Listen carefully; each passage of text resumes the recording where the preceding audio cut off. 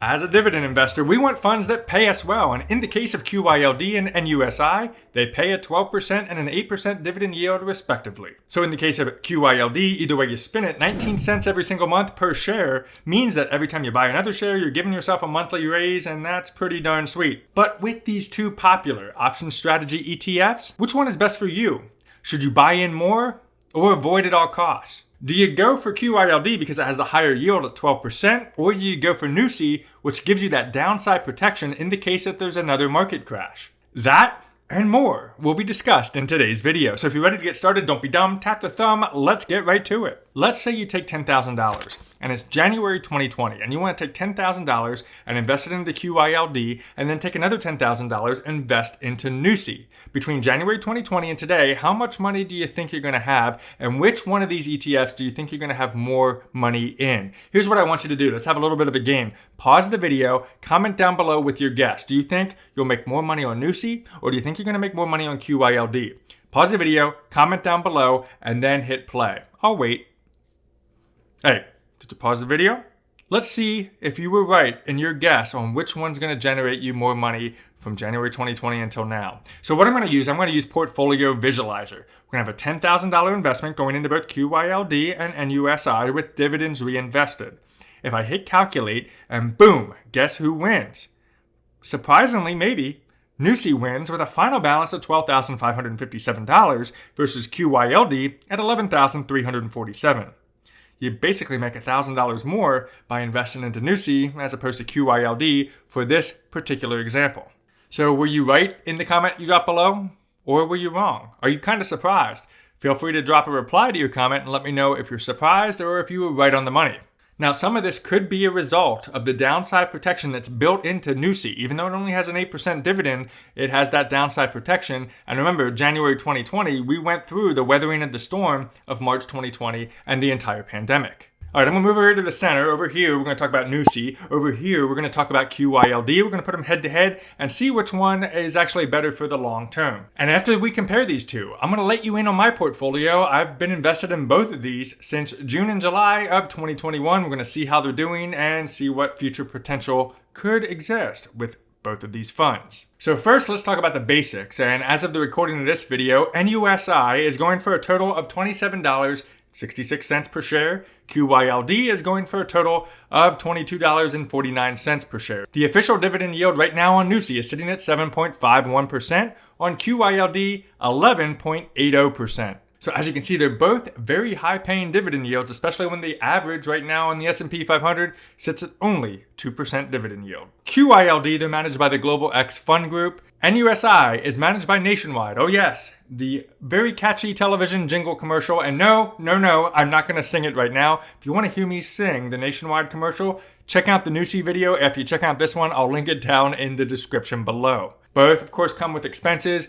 NUSI comes with an expense ratio of 0.68%. QYLD comes with an expense ratio of 0.60%. What that means is for every $10,000 you invest, you'll be paying just about $68 in NUSI, just about $60 in QYLD every single year. If you're new to this, if you're new to investing, don't worry, that doesn't mean they send you a bill for $60 or $68. What that means is that they pull that out of your portfolio value in the form of an expense ratio. Nothing that you actually have to pay as a form of a bill, it just happens within your portfolio. Now, both of these funds track the NASDAQ 100. What's nice about the NASDAQ 100, it's actually a collection of the top 100 companies in the overall NASDAQ index. Now, if you're looking for growth, both of these funds are more about income producing activities. The growth is actually ticker symbol QQQ. It still tracks the NASDAQ 100, but it's aimed at growth. If you got a long time horizon, you're not too worried about dividend income, you're not worried about that monthly income, you could look at something like QQQ. I'll also link that video down below in the description if you want to check that one out after this one. So what QYLD does is they basically write option strategies. And the options that they use are the covered call option writing strategy. What that does is it generates income against the holdings that they have on the NASDAQ 100 index. The option premiums that they get as a result of that covered call option writing strategy is passed along to you and I, the shareholders, in the form of a distribution, otherwise known as a monthly dividend. So as they continue that strategy in an actively managed fund, They then pass that on to us either as a distribution as a result of the options strategy or as a return of capital. That allows them to keep that 11 to 12% dividend yield. Now, NUSI, on the other hand, they have the same type of option strategy as far as covered calls, but they offer a protective collar by writing protective puts against their holdings. What that basically means is it limits that downside potential. So here's the benefit. Poop hits the fan, like it did back in March 2020. Guess what happens? NUSI can help limit that fall, whereas QYLD could potentially see a bigger hit. Here's a graph to show the point. You can see they both dropped during March 2020, but QYLD suffers a sharper cliff than NUSI. Now, with all of this talk between NUSI and QYLD, which one would perform better based on how the market's going, especially when it comes down to their options trading strategy? Well, this is where it gets really interesting.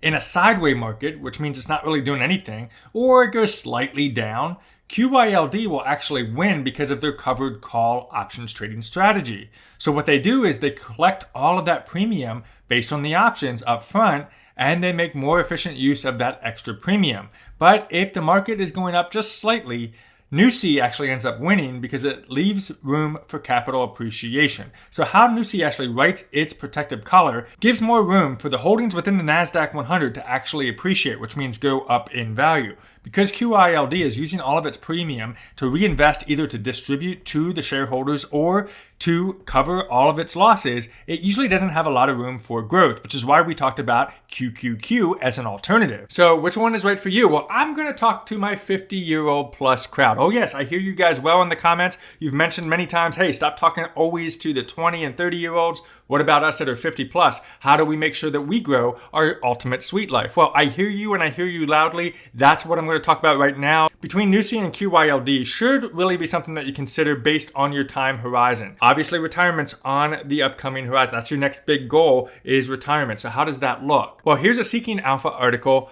by Dean Young. I think he does this very well to illustrate the importance of both of these funds. If you have a $1 million portfolio and you're in early retirement, check this out. The perceived graph, based on the Arthur's calculation here, shows that the 12% yield and the more volatile QYLD is better long-term than NUSI.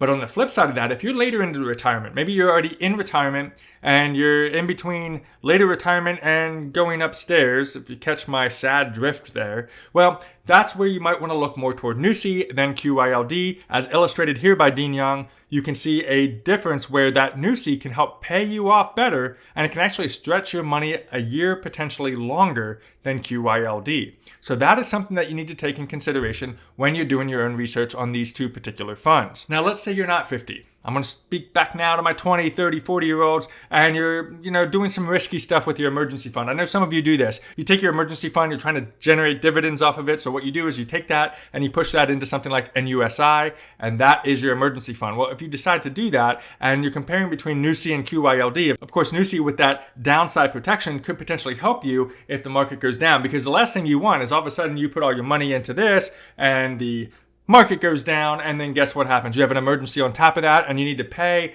and your balance is down, and you know how that works. When it rains, it pours. So be very careful if you're using your emergency fund for this type of thing. So how are my funds doing in the case of QYLD and NUSI? Well, they're doing okay. I mean, it's not been a whole long time, and they're not doing awesome in the case of like my cruise line stocks, which are up over 100%, but they are doing pretty darn well, and we're going to dive into that. Well, since June and July, I've invested in both of these, as I mentioned earlier. I invested a total of $10,125 in QYLD, and then I invested $9,015.35 into NUSI. I have been reinvesting my dividends back in, which means as of today, I have over 300 shares of NUSI and 450 shares of QYLD. If you take my current market amount, which is what it's valued at right now, with all the dividends reinvested, and you compare that to my initial investments, you can see that I'm up on both of them. I'm up $181.58 on QYLD, and I'm up $310.11 on NUSI. And you can see the one that I'm investing less in has grown more from a growth perspective than QYLD. And it could, again, be what we looked at earlier, which is that downside protection. Now, it's up to you to choose your own adventure next. QYLD, NUSI, or do you want the growth of QQQ? Choose which one you're watching next, and we'll see you on the next video.